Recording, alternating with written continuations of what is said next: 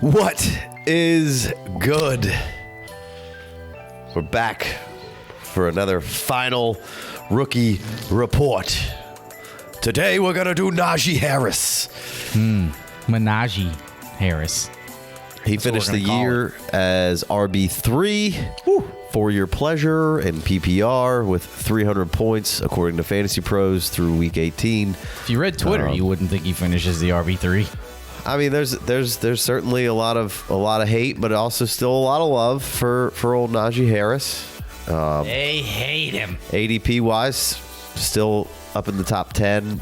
I think we're at 7 currently. Down from 3 in December. Down from 3. Four spot decline. Got a little banged up in the last game of the season there, going into the playoffs. So not a strong performance there. And we talk about that sometimes as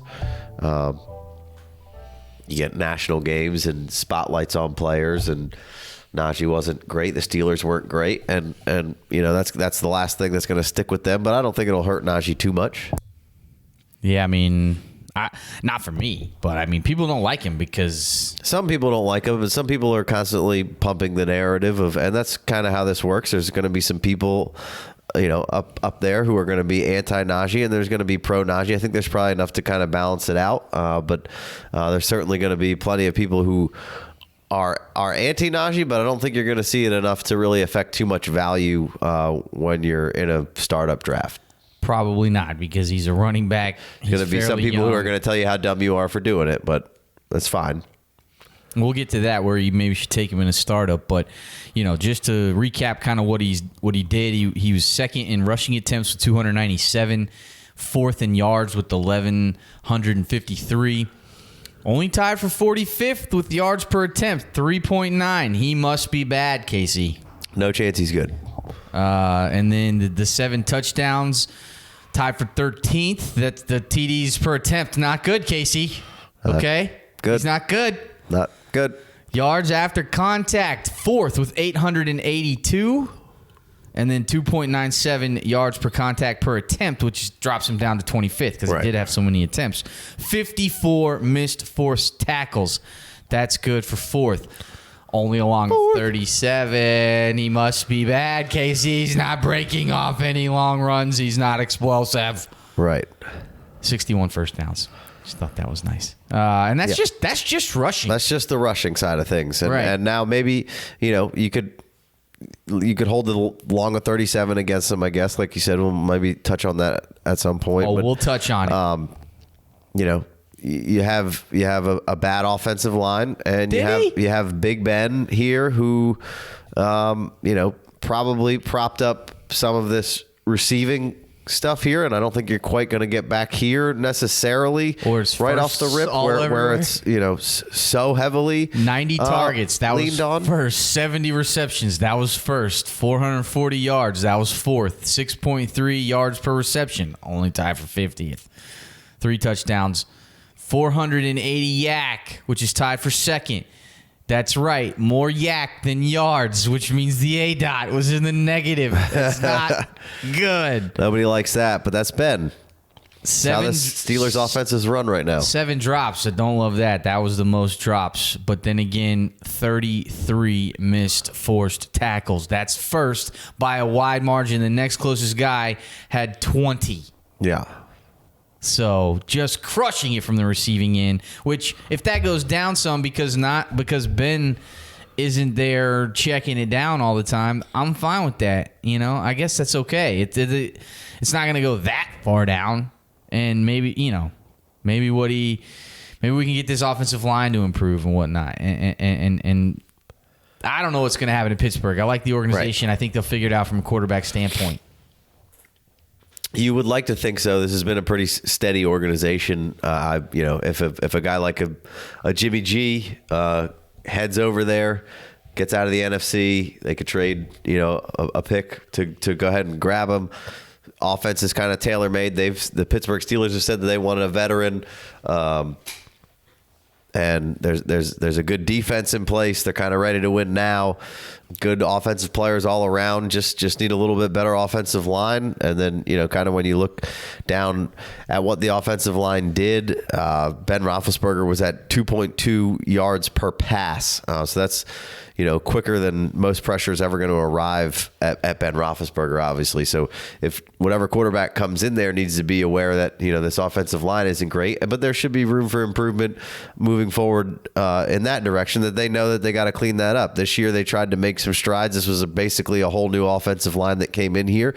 So either they feel good about all the pieces and move forward with it, or they kind of patchwork some other pieces with the pieces that they feel could be good building blocks moving forward. There is probably some promise, a little bit of promise on that offensive line that could be better moving forward. And like I said, this was an all new offensive line. Some pieces were veterans, some pieces were a draft pick, some pieces were draft picks from a year or two ago. So I think it has room for improvement.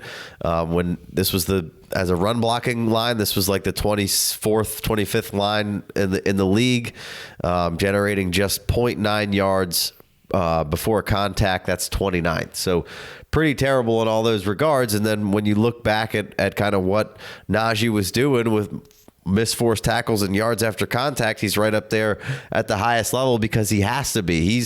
And then if you take these away, he doesn't have to be. Well, if he didn't have the fucking ability to, he wouldn't be. But right. My man is wicked. Right, exactly. And the fact that he's still doing all this with a bad offensive line, and we've seen other people do good work with bad offensive lines, but I mean, when you watch him, you don't need to look at any of this to know that, hey, he's making a lot of nothing. Like, he's getting 3.9 yards per attempt. The yards per carry, KC. Like, they're the 29th worst before somebody's basically touching him. Like, what do you want him to fucking do? So, yeah, that's a miracle that he's got that many fucking yards per attempt. It is. Give my man some credit, Twitter. Right. And I know there's a couple of stats and advanced things that the analytic guys who solely base things off of that are like to shit on him for, and it's like you're doing too much. You're trying too fucking hard. Just watch him play. And if you want to be mad that he's old and some advanced graph shows you that he's not that good and he's not that explosive and he's only had a run for 37 yards, then fine, don't draft him. Tell your people not to draft him. That's fine. But he's still scoring fantasy points. At the end of the day, the objective is to score fantasy points, right? I mean, it doesn't matter if because you like Javonte Williams more and you didn't like Najee Harris as a prospect. It doesn't fucking matter anymore. Stop trying to figure out ways why you were right and he's scoring fantasy points. He's probably going to continue to score fantasy points. The Steelers' offensive line will not be this bad moving forward. They're going to figure it out. They'll get back to those days when they were that great offensive line. Maybe not quite where they were, but they'll be a middle-of-the-pack offensive line. They're not going to fucking stay where they are currently. And they have weapons all around, and maybe getting Ben Roethlisberger off the books and just a fresh start is the best thing that could possibly happen for this offensive line, and this offense really just to blossom and to turn into something different moving forward. I'm not saying Jimmy G would be the answer to that. I'm just saying they could get a veteran who we know can win games and be decent at facilitating an offense, and knows how to work a run game a little bit. And Jimmy's had plenty of games where he's just leaned on a run game. And I would like to see that happen with the Steelers a little bit more. Like, let's be a running team. Let's not just check it down and have Deontay Johnson basically being an extension of the run game on a bunch of checkdowns. Not that I don't love Deontay Johnson. I do. He's one of my favorite. He's fucking exhilarating and so exciting to watch. But all right, before we go any further, two things. One, you need to be shaving your balls. You need to be trimming your nether regions, keeping it up to par, okay? Two, you can't use the same razor that you shave your face with. What are you doing? I don't do a lot of face shaving, but yeah, when I do, I normally don't. Every once in a while, I might be in a pinch on it. Don't tell anyone that. Well, now I won't ever do that. Because yeah. Well, full disclosure, this is a paid sponsorship. They sent us the product. We've tried it out. We loved it. We're giving it our endorsement, and we're excited to introduce this partnership with Manscaped. You get 20% off. Use the code word THEFFD. Manscaped, the best in men's below-the-waist grooming champions of the world. Manscaped offers precision-engineered tools for your family jewels. They just launched their 4th generation trimmer, the Lawnmower 4.0. You heard that right, 4.0. Join over 4 million men worldwide who trust Manscaped with this exclusive offer for you. Again, 20% off and free shipping. The FFD, code word, the FFD, manscaped.com. Imagine shaving with a sleek, well-designed and optimized trimmer that makes shaving time your favorite time in the bathroom. I'm one of the first people to try the 4.0. And I'm blown away by the performance. The craftsmanship and the details on the 4.0 are next level. You got to level up, level up, level up. Think sleek. Manscaped's 4th generation trimmer features a cutting-edge ceramic blade designed to prevent rust and reduce grooming accidents thanks to the advanced skin-safe technology. I now feel confident shaving my boys. Whether that's in the shower, this thing's waterproof, or, I like a dry lawn to cut grass. But whatever your preference is, they got you covered. Well, how would you know? You could never use it in the shower before, so you don't even know if you want a dry lawn. I'll have to give it a shot. Also, hard to keep it away from your wife. She likes it too. A lot of dialogue out there about how it's hard to keep it away from your wife because she's trimming it, keeping it neat over there too for Womanscaped. For her pleasure and sure. your pleasure. Valentine's Day's coming up. Get a gift for both of you guys. You guys could both enjoy it and then enjoy it again later. A little twofer. Yep. Again, manscaped.com, 20% off, free shipping worldwide. Nope. Over here. Use the code THEFFD. It's down here in the bottom corner. Help your boys FFD. by helping your boys. I mean, I don't really understand what your problem is with Najee Harris is, besides there's some graph that shows you that he's not great because this, that, and the third, and he doesn't have a long run, so maybe he's not super explosive, but he's obviously athletically gifted enough to make plenty of people miss and still gain yardage and still score plenty of fucking fantasy points. And, I don't think he's going to get reduction of Fed rate. I don't think that's a stat anywhere, but, I mean...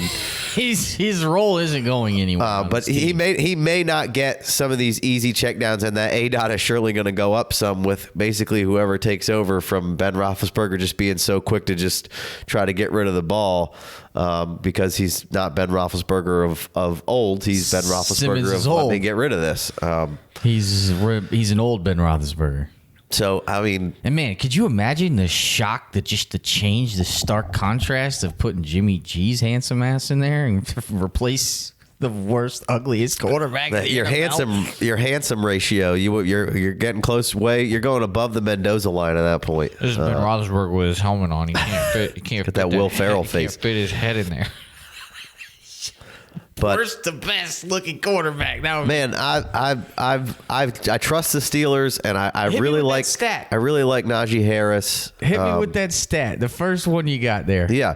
So in scrolling through some Twitter searches, I found all the bullshit of bad graphs and people who were upset with him. And then I found, a PFF stat that fit my narrative. So I'll do what the analytic people do. I could give a fuck less about this stat. It means I don't even care about it.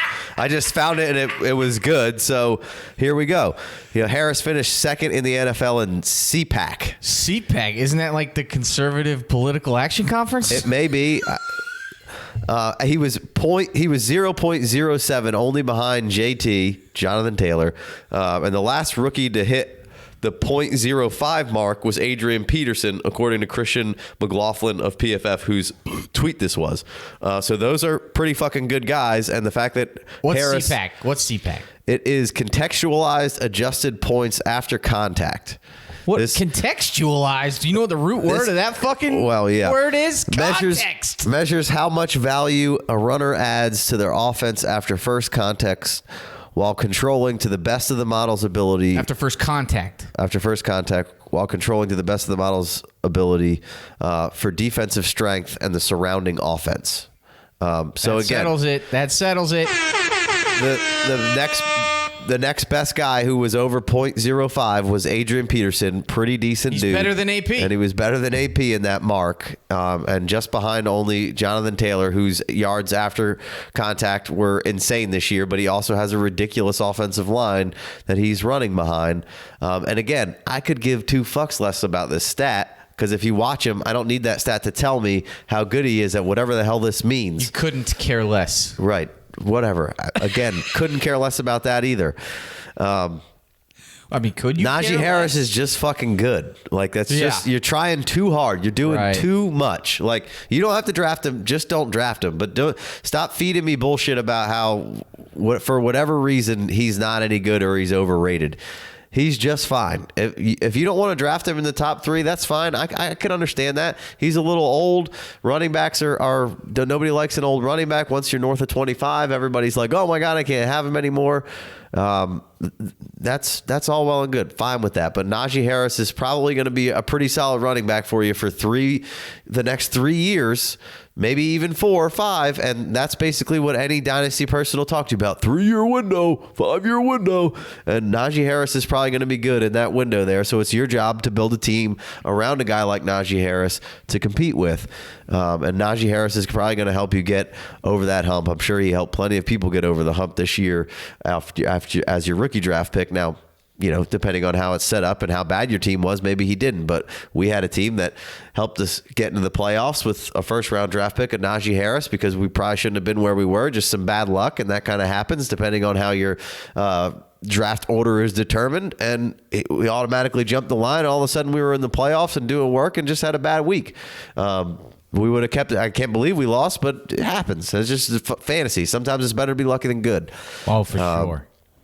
And then going back to the Cleveland game on 1/3/22, Harris gained 181 of 188 yards after contact, third most in the game since the next gen stats era, and that's 2016. So I mean, it's just kind of what this guy does. I mean, he does everything you need. He does absolutely everything. And he was a fucking rookie behind a terrible line this year. He crushes everything you need. They're going to figure out the line, and they're going to figure out a quarterback. This offense is probably going to be better next year. I don't know how it's going to happen, but it will probably be better next year, and the defense is going to be good. Going to keep him in games. Going to keep Najee Harris available for running. And now, all of a sudden, the Phil Rivers effect of Indianapolis last year where we're stacking the box because nobody is scared of anybody throwing the ball deep. Maybe you get a little of that in Pittsburgh because they know exactly where all the balls are going and what Ben's trying to do. Going to Najee Harris. Nobody touched the ball. It's going Deontay Johnson. It's coming out in fucking 2.2 seconds. Like, it inflated the pass blocking of this line because he gets it out so quickly. When really it's just a shitbox line. They graded out at like 26 overall, and if that pass blocking efficiency wasn't so good because he gets it out quicker, probably would have been a worse line. So, do with that what you will. But I mean, I get it. If you don't want to take Najee Harris at 3 or 4, that's fine. Okay, well, let's get down to brass tacks. All right, here's a little prelude to the January ADP, which comes out basically by the time February gets here. They got Najee, right? We talked about it at the beginning. Dropped from 3 last month to 7 now. Yeah, I think that's fairly properly rated. If you want to take Najee over CD and AJ Brown, not upset about that. But also, if you want to say, hey, wide receivers, say, hey, wide receivers. Would you take him over Swift? I'm sure there's plenty of things out there to say Swift isn't any good either because you can find. Oh no, I think everything fits the narrative that says I think Swift isn't good. Otherwise, there wouldn't be a fucking lion this high up on the charts. I could go either way. I like both guys, so fine either way. I feel better about Najee.